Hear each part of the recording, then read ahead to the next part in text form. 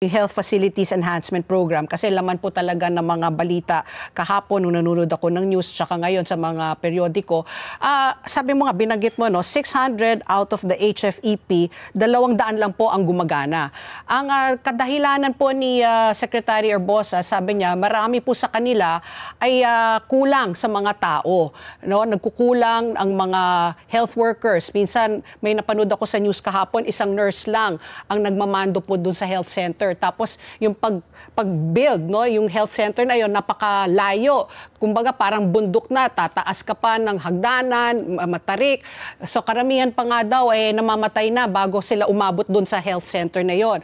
My question now is, ito pong pagtatayo ng mga health center na ito, is this with, kumbaga in collaboration with the LGU? Sino ba nagpropose na magtayo nitong mga HFEP? O ang DOH lang po ang nagbibigay ng, kumbaga sila nagsasabi kung saan ito itatayo. Paano ho ba nakakakuha ng isang HFEP ang isang local government? Well, devolve kasi ang health natin eh. Yan ay pinamana sa mga LGU. No? Pero ang problema niyan, ang pera pa rin yan, manggagaling pa rin sa budget ng Department of Health. So ibig sabihin, nakita naman natin ang collusion right now ng executive branch at saka ng Kongreso.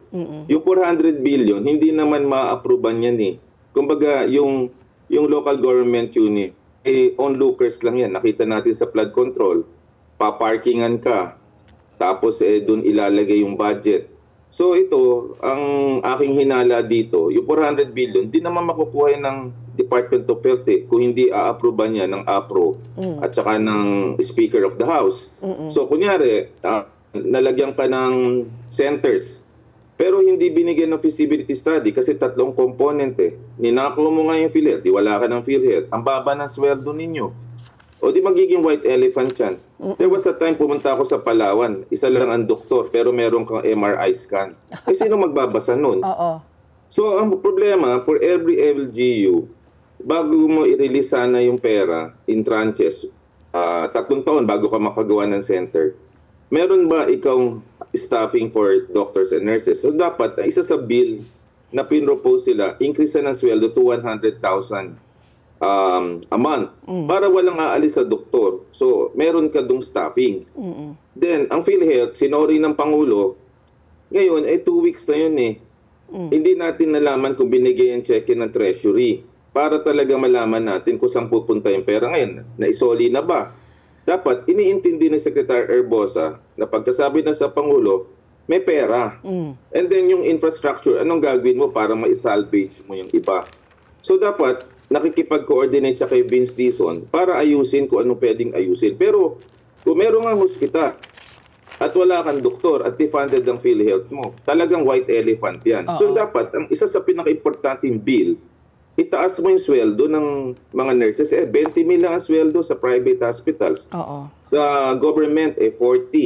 Saan makakarating yun? Aalis talaga. So dapat yan, in tranches, o 1 year, o eto, pipirmahan ng Department of Health kung nagagawa yung LGU. Minomonitor niya. Akalain mo, attend ka ng budget hearing. Ganito maririnig mo. Talagang, ibig sabihin walang preparasyon at hindi nag-iikot ang Department of Health. Dapat siya may scorecard na nagpagawa ka ng 600, nandun ka dun sa radar screen mo, punta ko siya or hindi. And then, every month yung undersecretary na responsible sa HPEP, i-report sa'yo kung ilan ang natatapos. Ganun ang nagmamanage.